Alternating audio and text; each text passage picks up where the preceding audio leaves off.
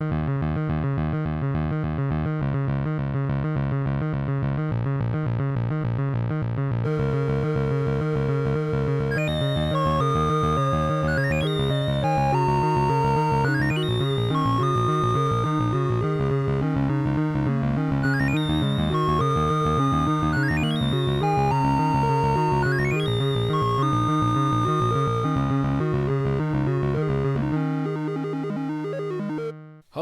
and welcome to the Large and Unnecessary First Player Token Podcast. This is episode 51. Good day. My name is Chris.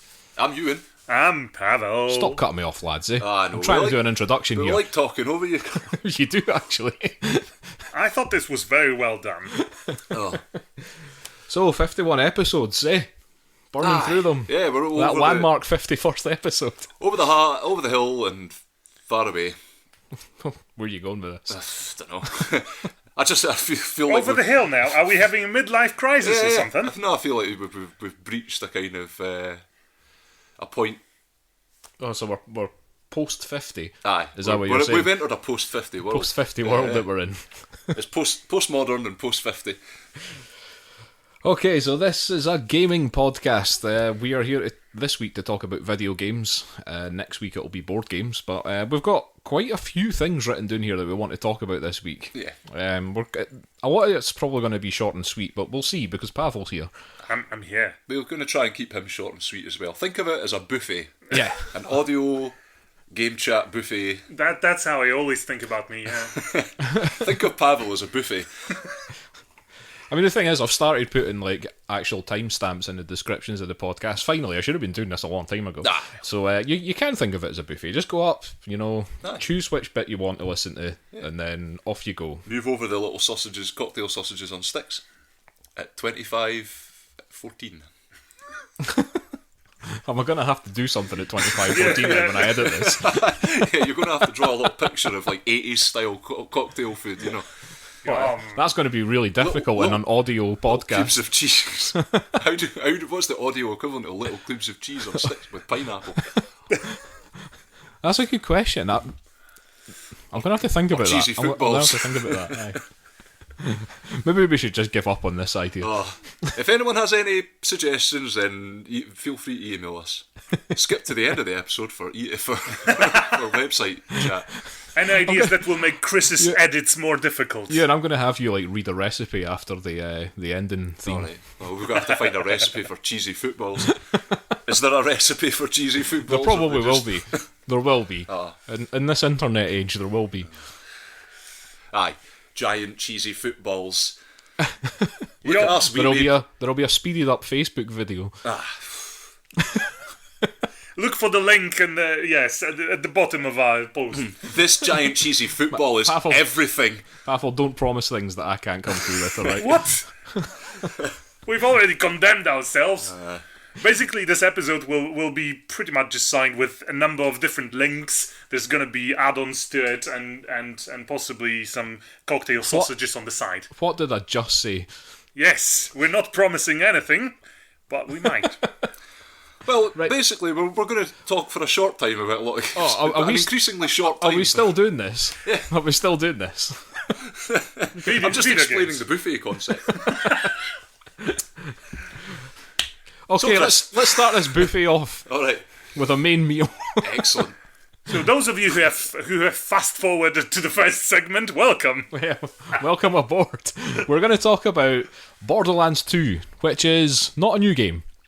We understand this. But we're quite old as well. Yeah, we're older gentlemen. And we've frequently talked about not new games. Yes, we do. I mean, we never promise to talk about new games. Yeah. But I've never made that We've promise. gone through an odd phase recently where we have, and it's kind of out of character. It is. So if you've been listening to this because we talk about new games, we don't. Sorry. Now, we do have a couple of new things actually to talk about. New-ish things. One thing came out just yesterday, so yes, we are going to give you some new stuff. Yeah. But we're going to talk about Borderlands 2 first, because Pawel and I have been playing this because we picked this up at a bargain price, didn't we? It's a good reason to play a video game when you don't pay much money for it. Exactly. Now, this Borderlands 2 we've been playing it on PS4. Yes. But we've been playing it as part of the Handsome collection, which also has the pre-sequel in it. And all the DLCs and pretty much the entirety of what you get for this vintage game. Yeah. And you pay for it a ridiculously small amount of money. In the PlayStation Store you don't. You pay about 45 quid for it in the PlayStation Store. So, okay, if you live in the UK and you're listening to this, don't do that. Go to Argos, alright? And other shops are available. You'll thank us. But in Argos, it costs about 12 quid. See, not a lot of people can put up with Argos is the problem. The whole going up to the thing, getting a ticket, and then waiting for your thing. It's really weird. I mean, the only reason I knew about this is because somebody else told me. I mean, it's not a shop that I think of. No. When I go, I'm going to go and buy a game. I'm going to Argos. It's not going to happen. It's a place you think of going to when you want to go through a lot of like hassle over some furniture or something. Yeah. Yeah. If you want to sit and wait half an hour for the thing that you just paid for. I don't know. I top up on cables and various components for work in Argos. But unfortunately, this game is also R-rated, I think, because I couldn't just buy it. I had to actually go to the till. Yeah, you have. It's age restricted and everything. Yeah, you have to go to the till, man. Right, so those of you under age of 18, please fast forward to the next segment, because we'll be talking about Borderlands now.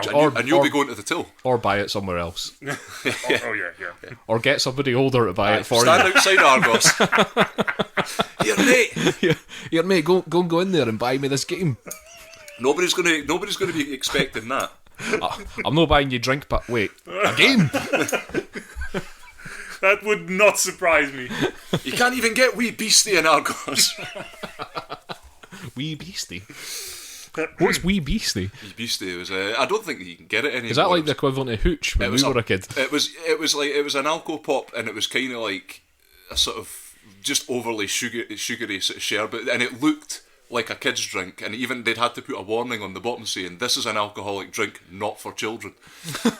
Oh my god. Which made children drink it. Well, of course, yeah. I mean, it was basically targeted at children. Aye. While not being. I don't know, I come from Poland, there was just vodka there. Kids, you're not supposed to drink this. Wink. Wait, what were we talking about? Borderlands 2? Borderlands 2. Okay. An underage drink. Let's hear it, Pawel. Hello, Borderlands 2 is a first-person shooter with cel-shaded graphics,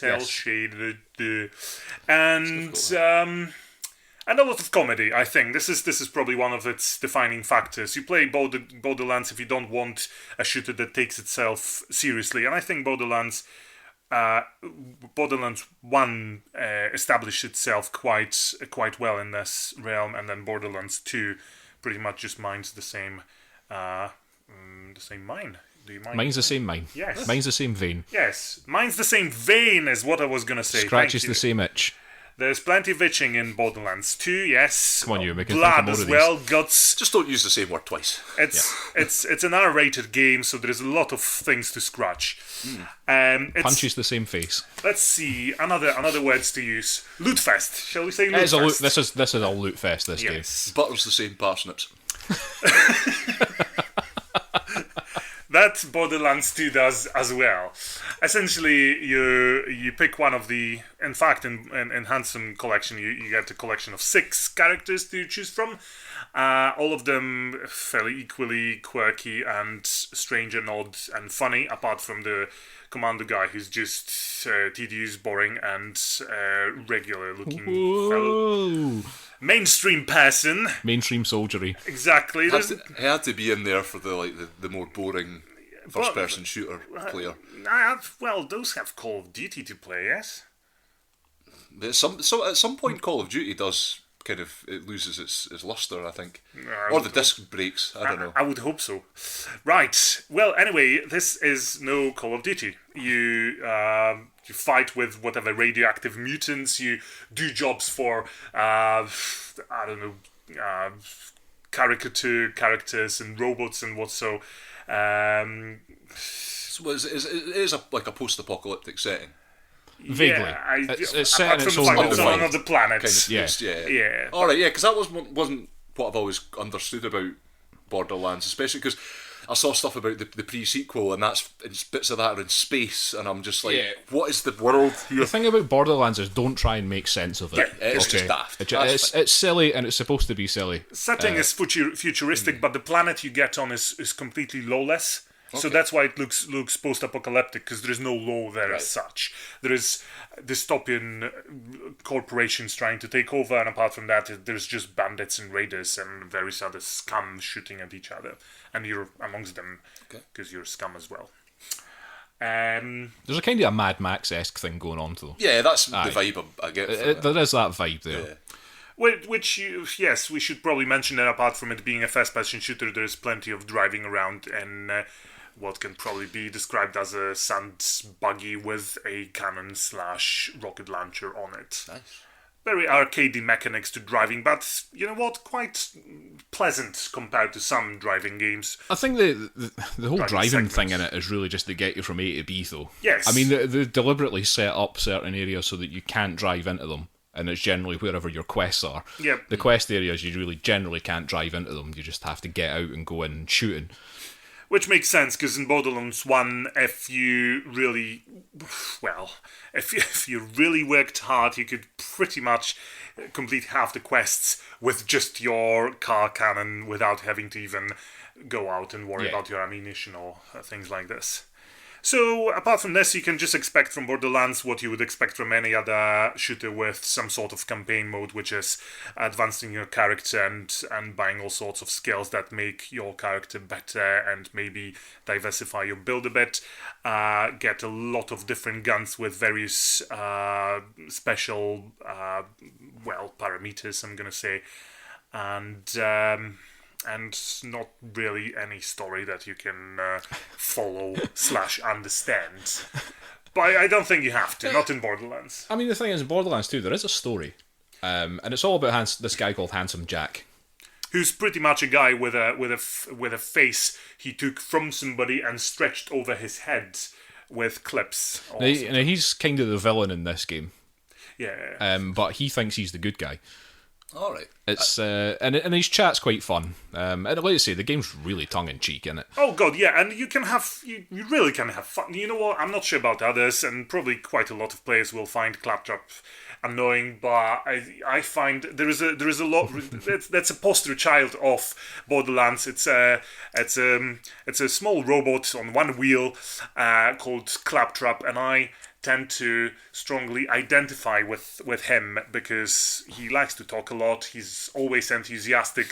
He's unable not to be enthusiastic because he's missing some circuits. So he's always he's just my kind of character. Do you want the circuits back, by the way, Pawel? No. I think the defining thing for Claptrap, when you really decide whether you like or dislike him, is when you have to attend his birthday party.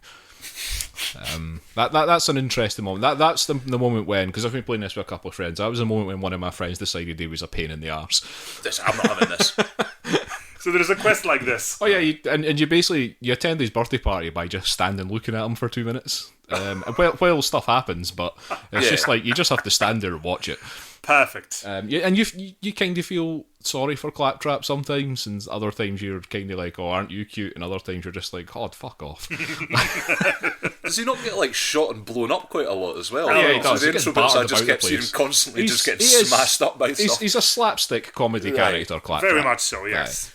And I love him. I love the wee guy, absolutely. And in the pre-sequel, which is also on the Handsome collection of games, you can actually play as Claptrap, and I'm very much looking forward to it.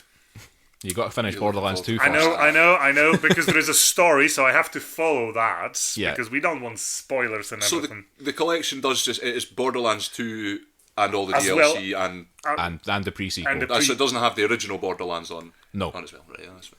But I think Borderlands 2 is a big improvement on the first Borderlands. Yeah. I mean, the first Borderlands was a really good game.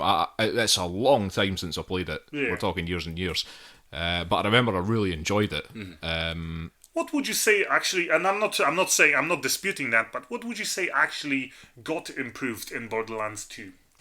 I think the level design's a lot better, apart from anything else. And that's actually a good point, because I keep thinking about mechanics. What actually changed in regards to the mechanics of the game? I think the mechanics of the game are pretty much the same. Not a lot changed there, but I think the level design, and I think there's just much more variation in the different areas that you can go into as well. Many more types of enemies as well. Yeah, because I think the first Borderlands was much more just a general wasteland, Whereas in Borderlands 2, there's all sorts of stuff going on in all sorts of areas that you can go into. Oh, yeah. So, good fun. Obviously, cooperative multiplayer. I don't think there's PvP in this game, is there? You can have duels with your friends. Oh, actually, yes, absolutely. But there's no actual PvP. It's not like a random death match thing. Nah. You can go into. I think I saw a hint on the load screen somewhere saying that if you're playing in a group and your loot has been ninja'd by somebody else, then your only course of action is to challenge them to a duel to get it back, or something like that. Yeah. But I think a lot of those hints on those loading screens are just they're full of flavour more than anything, like mechanics. So. Yep. Here's daft stuff you can do with this game. So again, it's good to have a game that knows what it is. This is usually the way to achieve success. The one thing in this game that is utterly bizarre is the sort of loot drops. Because it's all just guns, and you have like the guns of various stats. They've got damage, they've got fire rate, they've got accuracy, they've got reload speed, and they might have extra like elemental damage effects and stuff like that. But it's all just random stats. Every gun that's generated in this game is totally random. Yeah, there's millions and millions of combinations. And it's just there's a silly number, basically, like you say. Which also means that if you're conservative with your weapon choice, then at some point you'll really stumble upon something amazing, simply because the algorithm for these weapons to be generated is quite rich, I'm gonna say, and sometimes it just allows for really wild combinations. And you're just gonna get this game, and for hours, you're not going to find anything better. Yeah. I mean, there was a point, I think, where I was still using like a level 6 weapon when I was like level 12 or something, because it was better than anything else I'd found.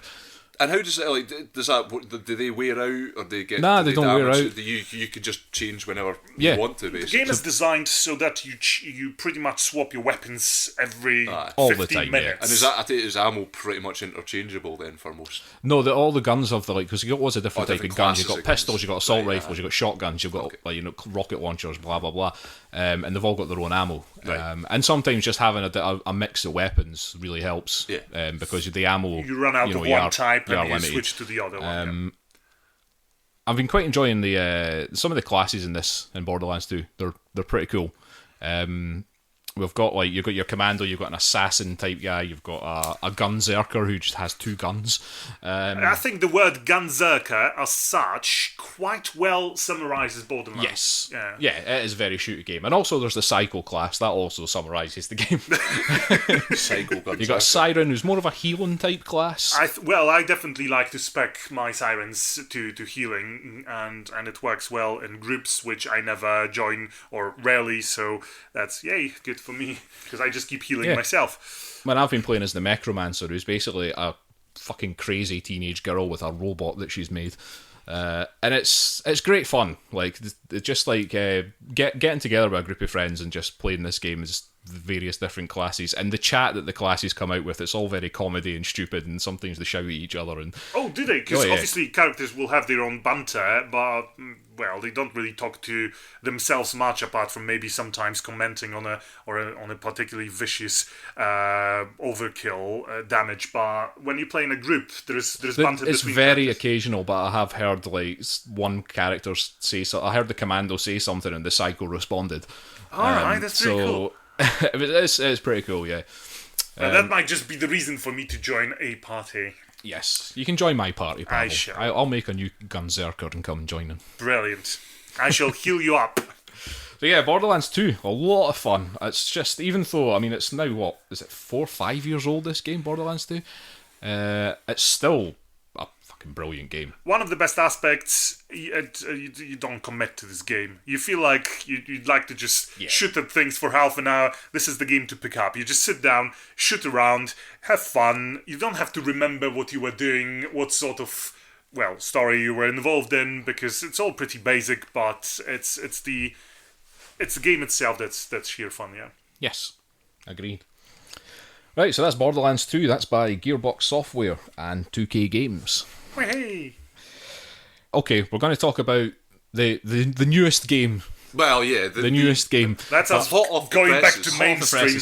I had some trouble with this, but I pre-ordered it off a very huge online retailer who shall remain unnamed. The one with potentially drones out there. Yes, and they screwed me over by basically saying that they couldn't send it out until next month, and I was just like, no, cancel this. Went off into a shop in town and picked it up there. So I've picked up Farpoint, which is the new VR first-person shooter game for PS4. I've only played like an hour of it. You guys have seen me playing. In fact, you guys saw me playing a good chunk of it. Yeah, just before we started this.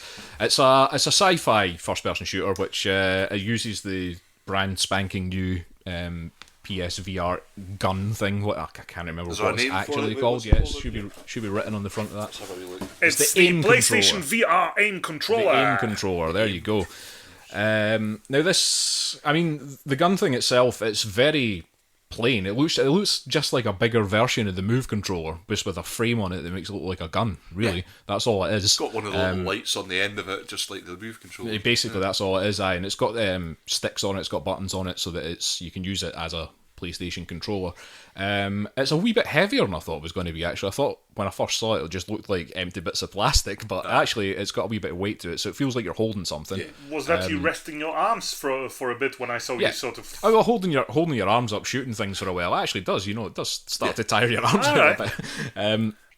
So yeah, the gun feels quite natural actually. At first when I picked it up I thought, oh no, this is going to be really weird to try and use this, but no, it's been designed reasonably well, okay. So it actually feels quite comfortable. The sticks are in the right places basically, and when you're playing this game on screen, obviously the gun doesn't look like that. It looks like an actual, sci-fi assault rifle in this, the instance of Farpoint, and it reacts quite well to what's going on. So aside from that, Farpoint the game is basically the opening cutscene is that you're going to a space station to pick up a couple of scientists who are investigating a new power source out in space, and they're wanting to get home to their families and whatever. You turn up, you're ready to pick them up, and then some kind of wormhole or something sort of explodes and you all get sucked into it, and you're in an escape pod. You crash land on some planet, you get out, and you're now looking for the other two scientists, and you find evidence of them being on this planet. In the form of holograms. So there's various sort of hologram things. I'm not entirely sure how you're picking up these holograms, but you're basically watching the two scientists as they made their way across this planet that you've crash landed on. I mean, it looks good inside the VR helmet. I'd say like the best VR experience I've had so far has been Resident Evil 7. Absolutely brilliant. Yeah. But Resident Evil 7 didn't look that great inside the VR helmet. You could really see pixelation quite obvious as well. But this looks a lot better. I don't know how they've managed to improve that, but I think this game looks a lot more natural. Looks less video gamey. So yeah, this world that you crash land on, it's almost like a rocky desert area that you're in, and you're moving through various caves. And the first sort of like 15 minutes of it that I played was really just like a walking simulator. You were just walking about and there wasn't a lot happening. Okay. And I was kind of like, okay, so when's the action going to start? And then you see some small, what did you describe them as? Spider cockroaches?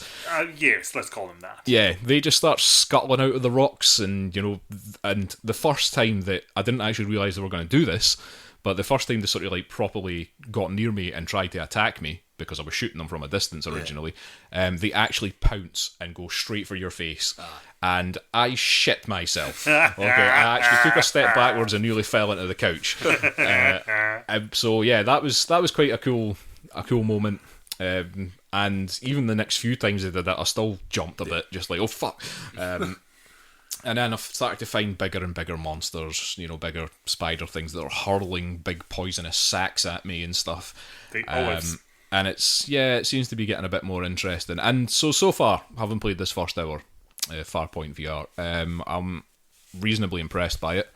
Okay. I have been reading some other reviews of it just before we started here, and they're kind of mixed. So we'll see what it holds. But I mean, I've forked out a bit of money for this, so this better be good. That's it. I think the main thing is going to be that it's a feels like a proper game. Like, Yeah. I mean, you played through Resident Evil 7 and that definitely felt That like you was were a- playing that was through a the real first game. proper. This kind of could go the way where it's like, it's more like a sort of proof of concept sort of thing. Yeah. Let's try it. But so far it looks like it has its own feel to it and everything like that. And I suppose it's going to be down to the length and quality of the single player campaign, really. But So we're assuming that there's going to be more, shooting games released for this particular controller, yeah? Well, you certainly hope so if they've made a controller for it. Right. So I've not actually looked into what games they're deciding to make. I think Farpoint is kind of the launch title for this controller. So we'll see what the future holds. But let's hope it's not the Virtua Boy. oh yeah. So yes, I have enjoyed that first hour. The game looks good. The gun controller works well. One of the cool things in it is that it's got a sight on the top of it. Not the actual aim controller itself, but in the game, your gun has a sight on top of it, and if you hold that sight up to your face, you can actually see the laser sight through it, which is cool. It was a really cool thing, and I was like, oh, that's pretty fucking cool. I suppose this is the reason for the whole exercise, so that you can actually use it to aim properly aim, yeah. And it seems to be done pretty well. But the whole aiming mechanic, I suppose, is there for you just so that you can shoot yourself in the head. And I did. We tested this out. You yes. can point the gun at your own face and kill yourself. Oh, nice. and it gave us proper chuckle, because this is just something you want to do in a game like this. First thing It's too much, man. You've got a shooting game. First thing you do is test out friendly fire. But if you can actually turn the controller against you and press the trigger, why wouldn't you? I mean, there was just, you feel like you should. Yes, so that's Farpoint VR. I'll give you an update as we go through this, because like I say, only played an hour, so we'll see how it goes. And that came out yesterday. I think it's selling out pretty quickly, so if you want to pick it up, you might want to go and grab it. And that's by Impulse Gear. Nice. Don't know who they are. Never heard of them. Some guys. Well done, some guys. Okay, Euan, you want to give us an update? I'm just a quick Final Fantasy 15 update, and I put the warning out there that there is going to be serious spoilers, because I kind of want to talk more about the story. I've talked a lot about the mechanics of the, all the city controls and all the new bells and whistles in the game. I kind of just want to get into the story a bit, because that's mainly what I've been playing through. And I found a few things that are quite interesting. Most people who are interested in this game or played it have already fucking got to this point anyway. I'm the only one that's lagging behind with the story. Everybody was like, oh, remember that Final Fantasy 15 game? Well, yeah. I mean, I'm talking to other people, they're kind of like, they've already been having some of these discussions and like looking at these things that I sort of, find quite interesting. Essentially, I've kind of pressed on with the story, moved on from the kind of open world doing side quest things. You do get to a point where you go into a very linear series of events, and that kind of unfolds the story quite a lot. And you do, at first I was thinking, oh, this is quite interesting, because we were going to another island that you couldn't see on the original map when you're on the world map thing. And I thought, oh, maybe they're going to expand it. It's not quite like that. It's more you go to a series of predetermined locations, but it shows you where they are in this world, which does, it expands that world a bit more. And then you go to this sort of beautiful Venice-style city with all these kind of canals and everything like that. They've taken the canal thing to an amazing degree, where you come in to the city on this, and you've got this like motorboat thing that you're taking. Oh, this not the car cruiser anymore. thing. Yeah, well, you load the car on there, Right. and you take this cruiser thing through like from the mainland out to this island, and then to get into the city itself, you go across this like an aqueduct on a lake. All right. So it's like it's just slightly raised from the lake, but then the water's going over it, and you're on the water. It is incredibly beautiful, this whole sequence. Which is what Final Fantasy should really be, and that's one of the. And you going around this sort of like Venice-style city. There's little gondolas about the place, and then there's raised aqueducts that have gondolas on them that you go to certain places from. It's all really interesting, and it kind of expands on some of the backstory and the characters at that point a bit more as well. Now, what I've found quite interesting is the way that things have sort of unfolded in terms of how that sort of relates to previous Final Fantasy titles and the way they like to tell their stories and everything like that. They've done a few things that seem to be deliberate subversions of like traditional Final Fantasy things. I talked previously about when I sort of moved on a bit more and sort of the characters that you meet, and there was a sort of like a very sort of Sephiroth looking figure. This blokey, big long white coat, white hair, has a big sword and everything like that. They've been setting up elements about him though to make him a more complex and interesting character. What you know about him is he's the brother of the sort of love interest in the game, who's like this oracle. She's like trying to help you, and you're eventually trying to meet, because at the start of the game you're supposed to get married, and then all the madness sort of kicks off, and then you're trying to sort of get to her again. And basically her and her brother come from this kind of neutral country that's not the Empire, the big sort of evil Empire, the thing, but he's somehow risen to the rank of like commander of the Empire's military. So you find yourself wondering about what the backstory is, what compromises he's had to make in his life, and what things he's had to do to get there. So you're kind of preparing yourself for this high drama. It's like he's going to be like a real villain, and there's going to but a sympathetic villain. So as you're going along, you go on this long train journey, and you get to the main. You actually go into the main city of the Empire, and as you're going along this sort of journey, things are sort of happening as you go, where the nights are getting longer. Things have already been hinted to, that the things that the Empire are doing, they're creating soldiers out of magic tech and stuff like that. The number of demons appearing around that seem to be going, and this is like a fairly traditional Final Fantasy thing where, the world is going to pop because of whatever. It's quite reminiscent of 12 because it has a lot of those elements where there's like a big evil military power. Yeah, 12 is all about using the magic to kind of create weapons and stuff like that, but it's also they're being manipulated by these kind of celestial beings. So they've kind of got that in it, and you think usually there's some big incident in the sort of like maybe second or third act of Final Fantasy where it's just like something mad where, you know, the whole world is affected by something. And they do that, but it's really subdued and really kind of like almost anticlimactic the way that it happens, because you get to the capital of the Empire and you find, and you've been learning this as you go, that things are going seriously wrong in the Empire. When you get there, the place is a ghost town, and they do this, they kind of bring this sort of horror vibe to it, and you're sort of separated from the rest of your crew and you're on your own. You have minimal kind of weapons, you don't have the huge arsenal that you're normally have available to you in the previous sections of the game. And it's this whole thing where you're wandering through this ruined kind of industrial city and everything like that, and you'll be hearing these reports that like basically everyone in the capital has been killed either by the demons or the Magitech soldiers that have created that start malfunctioning, or they've been it's classic. A classic. You're saying buzzwords for Pawel. Yeah, he likes Magitech. Thank you.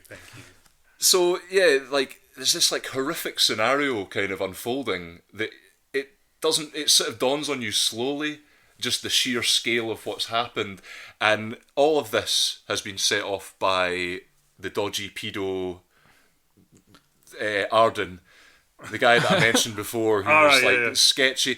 And what I'm realising is that like for a Final Fantasy game, this has like a very strong like through line in the story where it's like, you know what this character Noctis is. He's the heir to the throne. He wants to get all of the favours of the kings and the gods so he can ascend to that sort of level and take back his kingdom. And that doesn't seem to have changed throughout. And it's like normally they kind of go off on weird tangents in the Final Fantasy games where, you know, oh no, but that was the original idea, but no, it's expanded into something bigger. And I like the fact that they've just stuck with an idea and they haven't started throwing in like, oh, you think this is the bad guy? No, this is actually the big bad. That's which was the way a weakness in some of the games. I mean, 7's stronger for having Sephiroth as being like a main character, but like I've talked to a couple of friends who really like Final Fantasy. I really like Final Fantasy 9, but I'd agree with a lot of people's criticism that the storyline just falls apart in the second half, like towards the end of it, because essentially there's just all these kind of pointless reveals and like, oh no, it's not actually these weird space guys. It's this just god of chaos who's like and the final boss is just this faceless nothing that you kind of like.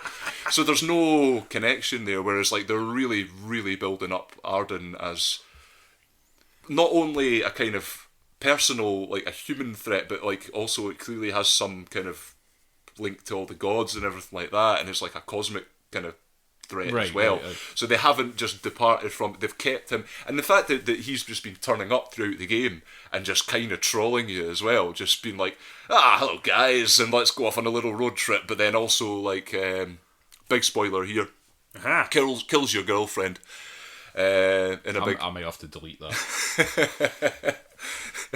Well, again, another Final Fantasy reference with 7. I suppose. Oh, here's the big love interest. I'm sitting there listening to you and thinking, like, that does sound really similar to 7, because, like, Sephiroth is brought in as the main villain and stays the main villain. Yeah. But it's more about, like, you know, he's introduced as kind of like he's just a bit of a crazy murderer, like doing some mad shit, and then all of a sudden, just like there's just more and more and more stuff builds up till the point where yes, he threatens the entire planet. Yeah. Like I guess that is the way they've gone with Arden. He's more, I would say, in the early stages of the game, it's more ambiguous. Because he's just a guy, and he's like, oh, I'm the Chancellor of the Empire, I'm just a bloke, and I'll help you out at this point, and I'll be slightly sketchy at this point, and you have a lot of interaction. Is Arden just really kind of weirdly misguided like Sephiroth is? Because Sephiroth doesn't know what he's doing. Well, this is the point, actually. Like, at this point, it feels like Arden knows exactly what he's doing. Right. And you feel like basically what I'm gleaning is his plan, his big evil plan, has been in motion long before the game started. So, do you think you're actually getting close to the end of the game? Yeah. Oh, yeah. No, I'm basically within spitting distance of it. But a couple of things happened where there was a slight problem with the PS4, randomly ejecting the disc, and another. I think I've fixed that. By the way. Well, another thing that happened as well is in this keep where you're sort of trying to find one of your lost mates and sort of bring everything back together. You're given this ring that lets you fight in a different way to what you'd normally been doing, but it's based on kind of how you've been doing. So like you dodge enemies, it actually does an attack and things like that. And if you get it really right, it does a massive attack. So you start getting chased by this demon thing. Now the game doesn't necessarily say, "Oh, you need to run away from the demon," but it does say, "Oh, you need to go here." And something took over in my brain, which doesn't normally happen. But I'm a very lazy man. You know this about me. I, for some reason, found myself deciding that I'm going to fight this. I'm going to see if I can beat this thing. I think this only happens in video games, really, where you just kind of feel like a challenge. I realised after about half an hour, it's like, you're not... I was too high level already for the missions, like the main mission stuff, if you looked like what level it recommended. And I was constantly getting my arse handed to me by this thing. I'm like, yeah, I'm clearly not meant to be fighting this. I'm meant to be running away.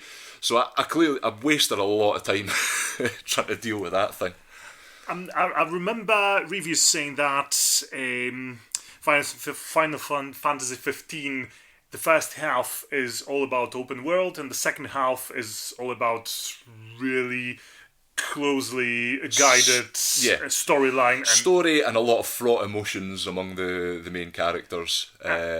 When things start sort of going difficult for you, the team are kind of at each other's throat. Ignis gets blinded, he becomes a burden to you.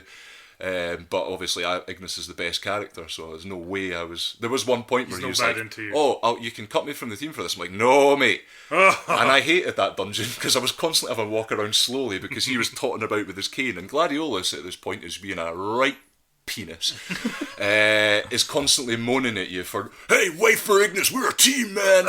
Stop being so selfish." He's such a bro. He's being a proper annoying, like, he's just throwing in all this like emotional, and I'm wondering whether there's more going on with him because of that, because it seems out of character. But yeah, I would like to come back once I've completed it to talk about the overall thing, because I'm fully up for chucking these spoilers in. We can see that. Yeah, because I have pretty much told you everything here. I'm going to have to edit that entire thing down to about 30 seconds of chat. Because there's just stuff that's all spoiler. All spoiler. Yeah. I won't. I'll just leave it. Tell people about the story, but that's what's interesting. Okay. So, that's you'll be coming back to that at some point. But yeah, that's Final Fantasy 15 by Squeenix, otherwise known as Square Enix. Okay, Pavel. Hello. Let's get back to you. Hi. You've been playing something else. Tell us. I've been playing Anno 2205. I've been playing this game really for quite a long time. It's one of those games you sort of casually go back to, play a bit, and then leave for a long time. Because there's easy mechanics, and I suppose city builders are quite satisfying without raising your stress levels as such. So if you're tired after a long day and you've not been very productive, you might as well just be productive in a game and build some city instead of, I don't know, doing work. Anno 225, we've talked about it already. It's a futuristic city builder, but there's been a lot of DLCs added to it, and I've got them all because season pass, yay. So someone buying into the season pass culture there. No, well, some of us are contributing to the further wrong-headed commercialisation of the game industry. But you know, that's yes. I'm ashamed building to my say own that I did chopping it quite block. recently. We're all guilty here, or most of us. Yes, so I have recently finished the game, and I thought I would just mention that, along with a few other things. So this is the man who on a previous episode was moaning about how much he hated SimCity. Yes. Now, if you say that a city builder has a futuristic theme, I'm in. Okay. Yeah, SimCity doesn't, so I'm out. If I reskin SimCity for you with like, I might just be interested. aliens. No, the actual setting is obviously futuristic, beginning of 23rd century, and the game itself has a very sort of optimistic mood in it, with, well, fair enough, Earth being all flooded by obviously climate change and stuff like this, but you're obviously given technology. Yes, you're building futuristic buildings and various resources to upkeep them. The entire sort of style of the game seems, I'm going to say, quite progressive. It's not a dystopian, let's build these, I don't know, heavy machinery and evil AI and whatever you normally get in sci-fi. And here you get your renewable energy sources and various other buildings that just fit this particular theme. Your goal is to essentially colonize the moon successfully, but there isn't really any real goal. There isn't any end game either. It's a very soft end game in the way that you complete all your sort of step by step goals that you're given by your corporate career guide or whoever talks to you through the entire game, but you can just keep playing. And in fact, I've pretty much now completed the entire game, and there's so much stuff still left to do. But I should probably mention that as you start this game, all you see is pretty much a planet. Sorry, I should say Earth. Yes, you see Earth quite flooded, so none of the continents look the way you'd be used to, and a number of regions on it which you can choose to take over and start fleshing out with your buildings and streets and whatsoever. You see a couple of regions on the moon. And with DLCs, these regions have multiplied, as well as an option to build a satellite scientific station has been added as well. So every single stage, as you take it over, you can't take all of them over. You usually just end up playing the game with 3 or 4 of them. So it's various. It's a choice you make between various available regional resources that are better or worse for your playstyle. But every such region that you take over really just gives you a map full of usually water and some land masses on which you can build. There is also in the game a little bit of an RTS segment. Some missions allow you to guide your fleet through various enemies and just keep shooting at them, upgrade your ships and stuff like this. It feels a bit like an afterthought. It doesn't really have much to do with the main game. You don't build any buildings in those segments. You essentially just guide your fleet through various skirmishes and bigger or smaller battles. I suppose you spend your well-earned money during all the colonization process to upgrade some of those ships outside of those missions. But other than that, the missions are all about just completing it for the sake of getting a few rare resources and maybe averting a threat. Now, with the DLCs, they've actually added a little bit more of the combat segment, because right now you don't open separate missions where you just fight, but in the actual regions that you've been building on, from time to time your enemies show up, which usually means also blockading the region as such, which means all your trade routes get cut off, and you suddenly go bankrupt simply because you're not getting all the resources from the moon and from other places. So you have to fight them off fairly quickly. There's been, as I said, there's been a lot of DLCs added, which essentially haven't changed the game mechanics as such, just further diversified the buildings you can build, the types of citizens that can show up in your ever-growing empire, and the combinations of resources your settlements need in order to prosper.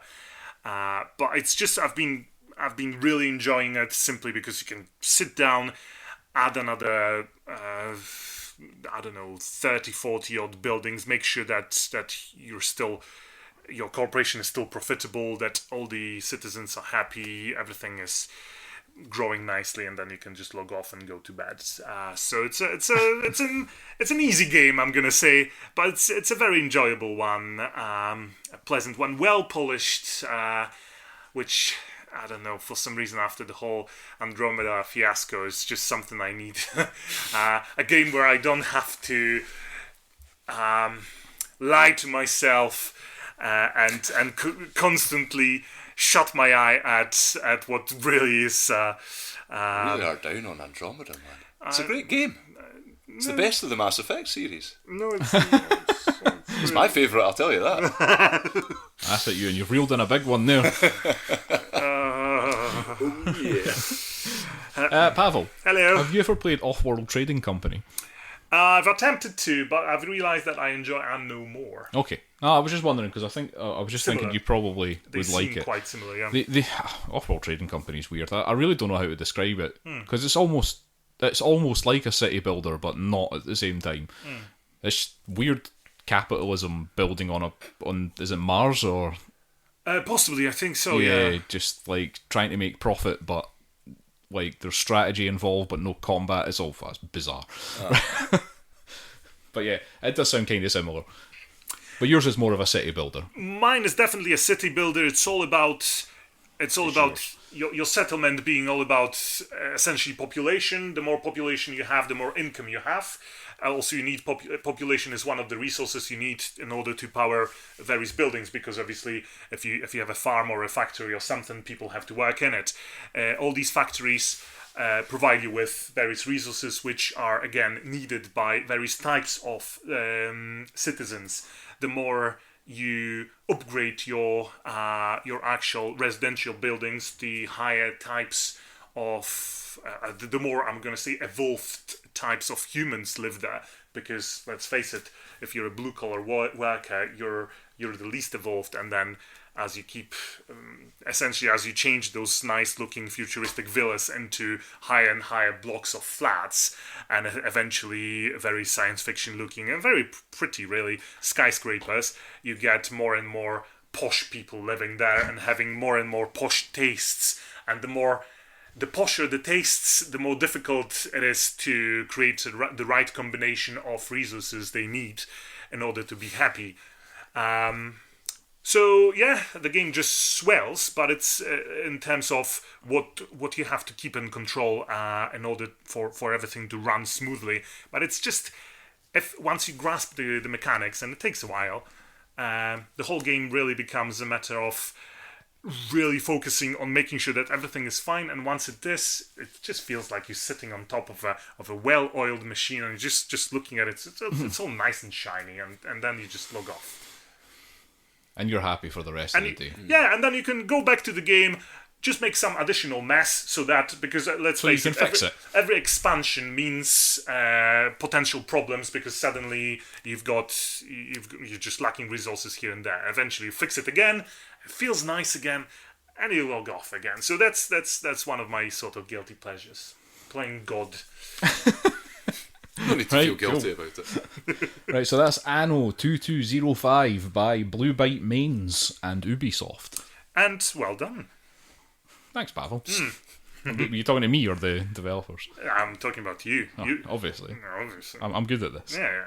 Right, I'm going to quickly talk about one last thing. That's 5 games we're going to get in here. Wow. Efficiency.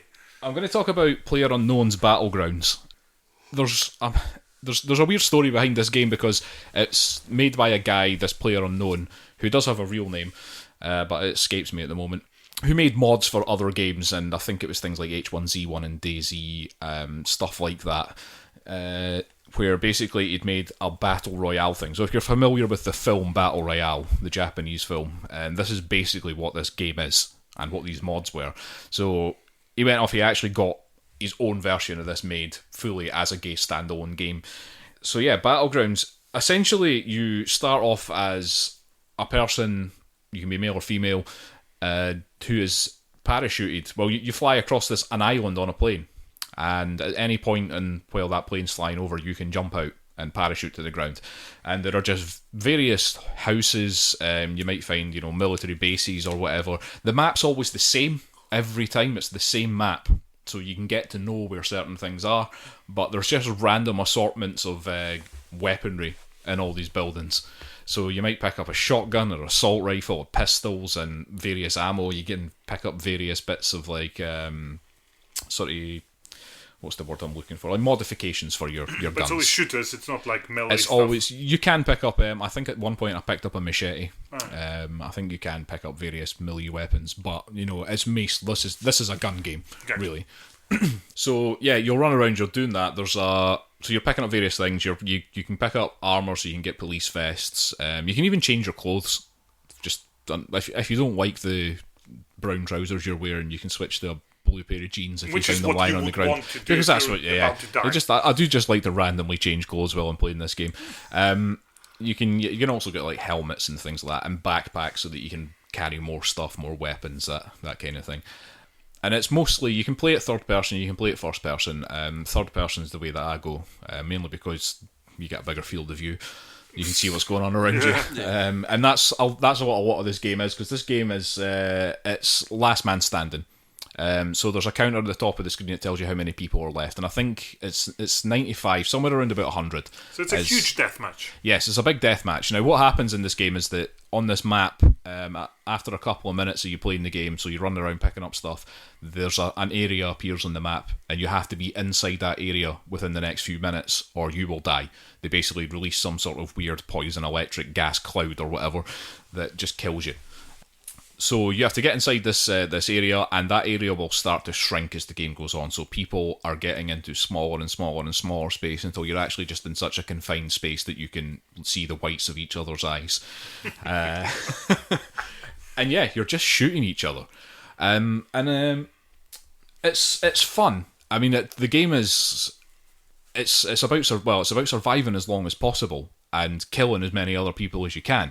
But there's various ways you can do that. I mean, I've just taken to the hiding tactic, which is basically find as many weapons as you possibly can and then hide in a building and stay there. Now, what I'm doing, I'm going to give away my secrets here, alright? So quite a lot of people will go into buildings and leave the doors open, and that's when you know somebody's been in the building, because the doors are all closed at the beginning of the game. So I go into buildings, I close the doors, I'll maybe leave a weapon lying somewhere convenient, so that people will run up to the building, open the door. Oh, there's a weapon, run in to grab it, but I'm standing at the side somewhere with a gun. and I will just shoot the shit out of them. Like, I've been doing that quite a lot. I've also been hiding in bathrooms. Oh my god, we're so proud of you, Chris. Hiding in bathrooms with a shotgun, so you're in a small confined space, so as soon as that door opens, bam, and they're gone. So yeah, I've been working on my coward strategy, and it seems to work for me. Never featured in a Hunger Games film. Yeah, well, there you go. But I can picture you as a character. My 4th or 5th game, I managed to come 4th place. Nice. So I did quite well in that, I think, just using my coward tactics. The only reason that I got killed then was because the space got so confined that I had to leave the building that I was hiding in and then go and stand in a field, and just like people were hiding in bushes and all sorts of shit, so I just got killed because I was standing there going, hey guys, what's going on? But, you couldn't find any bathroom to hide in. Yeah, there was no bathroom to hide in there. Right. But I mean, this game is making me realise that my laptop cannot handle like new games anymore. It's getting to the point where I may have to. It might be time to just buy a pretty good desktop for a change. Laptop upgrade coming. Nah, no, I don't think I'm going to upgrade the laptop. It's just I think it's time to just leave the laptop for things like Don't Starve. And just, get a proper desktop. I think it's time to do that. But you owe it to yourself. Pavel, you got a few £1,000 by any chance? I'll check in my backpack. We'll start a fund.